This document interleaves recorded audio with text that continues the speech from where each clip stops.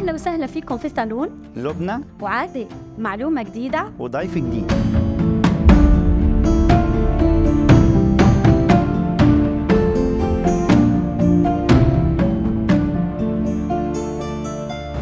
كيف ما عودناكم دائما في كل حلقة يتم استقبال ضيفة جديدة، فخليكم معايا نشوفوا شكون ضيفة اليوم.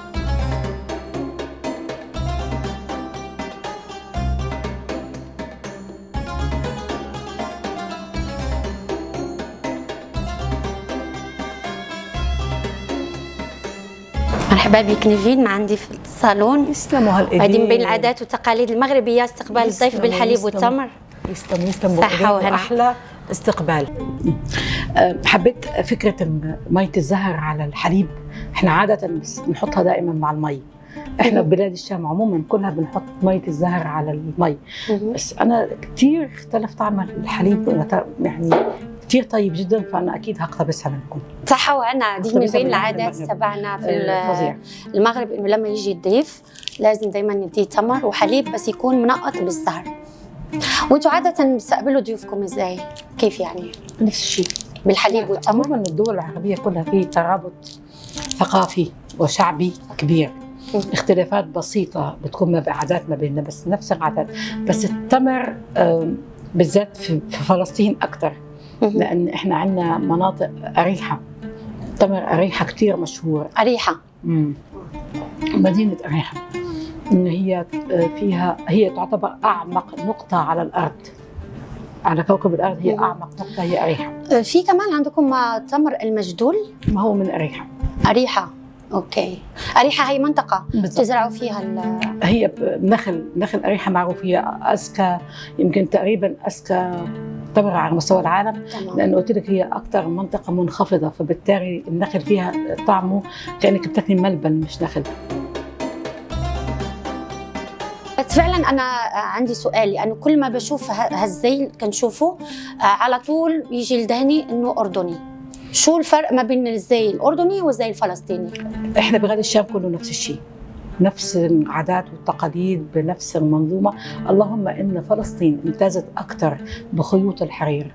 الأردن خيوطها معظمها أقطان، إنما فلسطين معظم خيوطها حرير، وبتهتم أكثر بالبيئة المحيطة فيها. يعني كل قرية عندنا إلها توب، كل مدينة إلها توب. اللهجات عندكم بتختلف من منطقة لمنطقة؟ احنا كباقي شعوب الارض. بتلاقي دائما الشمال، وين الدولة القريبة منك لغتك مثلها. الجنوب وين الدولة القريبة منها لغتك مثلها. شرق غرب، فاحنا كباقي شعوب الارض. كل واحد فينا، الشمال بتلاقيه لبناني، اللهجة لبنانية على الآخر. الجنوب مصري، الشرق الغرب بتلاقيه ما بين سوري، ما بين فلاحي، ما بين أردني، ما بين، يعني إحنا خليط. إحنا ما هو فعلا هو ده هدف البرنامج، إنه فعلا أنا شخصيا ما بفرق ما بين السوري واللبناني باللهجة، مثلا زي ما تفضلتي وقلتي الفلسطيني كمان. فهو هدف البرنامج عشان من خلالك نتعرف أكثر على البلد وعلى عاداتكم وثقافاتكم وتقاليدكم. وأنا بشرفني جدا إني أكون في نوع من برامج هيك. إحنا بينقصنا جدا يكون ما بيننا ترابط، ينقصنا نعيد قوميتنا العربية، ينقصنا جدا نعيد إن إحنا نفس التاريخ ونفس النشأة ونفس المحيط.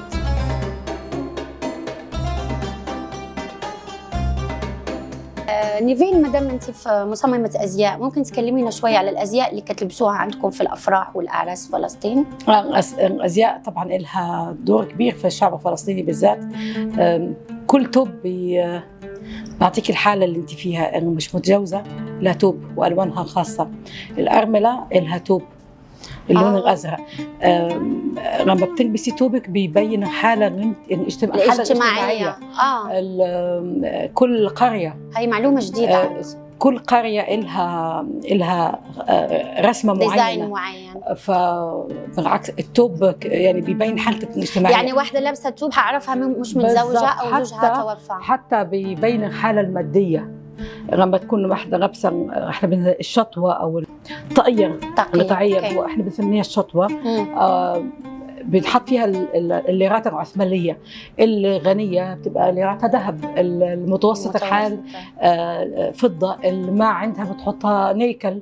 فكله بيبين الحالة الاجتماعية لكل مرأة وكل مكان والبيئة اللي موجودة فيها. وعلى ذكر الافراح والاعراس، عندكم حفله حناء؟ اوه لازم. احنا عندنا يا ريت حفله حنة، احنا عندنا 7 ليالي. نفس الشيء عندنا في المغرب. احنا عندنا 7 ليالي احتفال بالعرس. بس اظن هلا خلاص قللوا الايام، بقوا يعملوا حفله حنة وفرح في يوم واحد. لا هي هلا صارت 3 حفلات. الطلبه بيجوا وجهاء البلد بيطلبوا العروسه، لازم تكون شيء كبير. بيجوا كل الوجهاء، القريه، المدينه، كل المعارف. بيتم يعني بيعزموا مين؟ المقربين ولا مش مقربين، وجهاء البلد. كبار البلد. كبار يعني. البلد الوجهاء بيجوا، تنعمل حفله بسيطه، بيطلبوا عروسه، بيحطوا شوربه، إشهار إن إحنا جينا طلبنا بنتكم. هذه أول حفلة. ثاني حفلة بتكون حنة. وحنة صارت هلا ما شاء الله، يعني صارت احتفال قائم، بتكون ليلة لوحدها، ليلة كاملة. واليوم اللي بعده بيكون العرس. عندكم حمام خاص؟ طبعا حمام العريس، حمام العريس والعروس بتروح مع الحنة.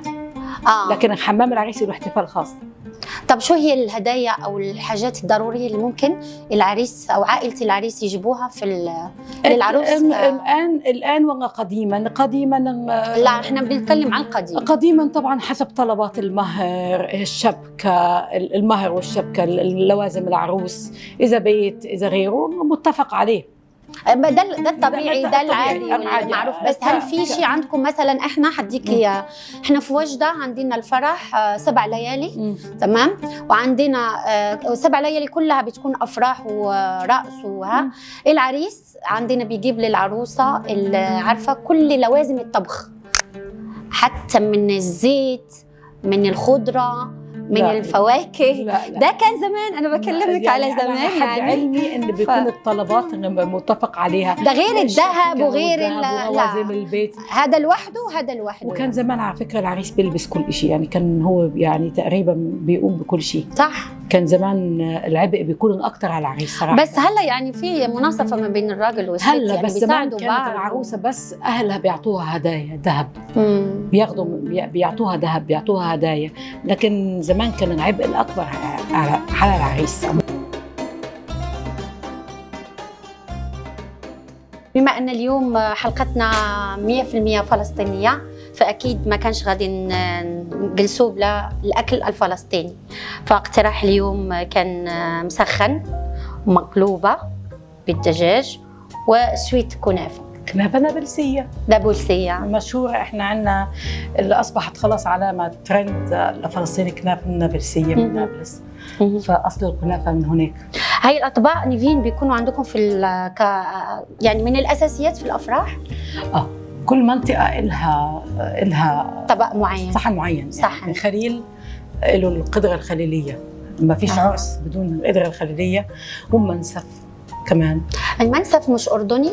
احنا ما قلت لك دايما عندي الكونفيوز ما بين بلاد الشام كلها فيها نفس العادات والتقاليد. بس فلسطين يعني في اكل بيميزها كمان. المنسف مشترك ما بين نفس الشيء. لكن القدرة الخليلية لا، هذه خاصة فينا. فلسطينية. المسخن خاص فينا. على سيرة المسخن نيفين، اشمعنى هذا اللقب؟ لماذا يسمى بالمسخن؟ المسخن اخترعوه زمان. انا حتى كنت بسأل جدتي، ليش يا تيتا بنحكي ستي؟ احنا ما كنا بنحكي تيتا. ليش ستي بتقول عليه مسخن؟ تقول يا بنتي كان خبز قديم عشان ناكله ثاني يوم، فبنسخنه وبنحط عليه مكونات عشان نعمل شيء جديد. فريسايكل عن جد. عشان ما يترمي. الانسان بيعرف كيف من نفس الشيء عند. وعملوه بطريقه مميزه لابعد الحدود. كنا نخبز الشراك الكبير، فعملوه باسلوب انهم ثاني يوم تستخدموا. بقت وجبه اساسيه. احنا عندنا في الاعراس بنقدم في شرق فلسطين وشمال فلسطين وغرب فلسطين، كل حسب منطقه. مثلا مفتول، احنا مفتول هذا للعرس. شو لازم اهل العروسه بياخذوا المفتول الكسكسي عندكم. صح. احنا عندنا المفتول الفلسطيني حبته اكبر شوي من حبه الكسكسي. انت شهيتيني على فكره، وانا لازم ادوق من الطبق ده. لا اكيد هذا ليكي. انا ايوه طبعا. لا انا بدي تحطي لي كمان شويه مسخن. طبعا اكيد، عشان واحنا بنتكلم تدورت جوعا. والله عندك حق، لان الرائحه بدي انت. انا هاخذ هدول. ايوه تفضلي. لا انا حدوق مقلوبه. ندوق كثير. وهذا المسخن. صحه وهنا. بسم الله.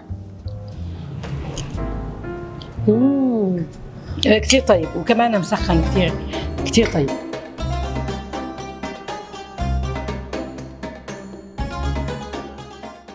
نتمنى تكونوا استمتعتوا بحلقة اليوم مع ضيفة المتميزة نيفين اللي من فلسطين، وأكيد اللي عرفتنا وقربتنا أكثر من ثقافاتهم وعاداتهم وتقاليدهم في الأكل وفي الأعراس. وخلونا ننتقل للفقرة الطبية مع الدكتور عادل السيسي مدير مجموعة برايم هوسبيتال.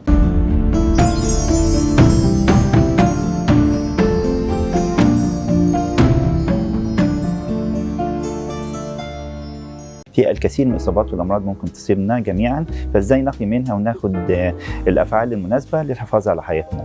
من ضمن الحاجات اللي ممكن نتعرض لها حاجه اسمها الانهاك الحراري، خاصه في الناس اللي بتتعرض للشمس فترات طويله. ففي الوقت ده ممكن يحصل بعض الاعراض زي ارتفاع درجه حراره الجسم مصاحب ليها بدوار ودوخه وعدم اتزان، وممكن يكون صداع وتعرق شديد جدا وشحوب في الوجه وفي الجلد كله. فبالتالي احنا في الاوقات دي بناخد الشخص ده لمكان ظليل ونخفف الملابس من عليه، ونبدا نعرضه لماء فاتر او ماء بارد او في حوض للاستحمام، ممكن نغطيه ونساعده على انه يشرب كميه سوائل كتيره لحد ما ناخده بعد كده او نتصل بالمساعده الطبيه فورا علشان يجوا ياخدوا الاسعاف لاقرب مستشفى. اذا اشتدت الاعراض اكتر واكتر للاسف بيدخل المريض في تشنجات وبيدخل في فقدان الوعي. في الحاله دي كمان الجلد ساعتها بيبقى جاف جدا وبيبقى فيه احمرار شديد، وفي الحاله دي بنقول عليه داخل ضربه شمس. للاسف لو الامور ما اتعالجتش بسرعه ممكن لا قدر الله توصل لوفاه. عشان كده التواصل مع الاسعاف والمساعده الطبيه فعلا مهم جدا. الامراض الثانيه اللي ممكن تصيبنا في فصل الصيف الجهاز التنفسي، خاصه لما بنبدا نشغل التكييفات اللي بيبقى فيه الفلاتر بتاعتها بعض الميكروبات اللي بتنتشر في الجو ممكن نلقطها يعمل لنا اعراض. الجهاز الهضمي ممكن يتاثر مع وجود عدم حفظ جيد الاطعمه والاغذيه في الثلاجات، مع وجود كمان اهم جدا حاجه ان احنا نغسل الخضار والفاكهه والاغذيه بالماء والخل علشان نحافظ على صحتنا وما نلقطش اللي هي الميكروبات في الجهاز الهضمي يحصل لنا نزلات معويه وقيء واسهال. الحاجه المهمه جدا الامراض الجلديه ممكن انها تحصل او انها تنشط في الفتره دي من فترات الصيف، فالنظافه الشخصيه والاستحمام بشكل يومي مهم جدا للحفاظ على سلامتنا. ونتمنى لكم جميعا صحه سعيده وحياه افضل ان شاء الله.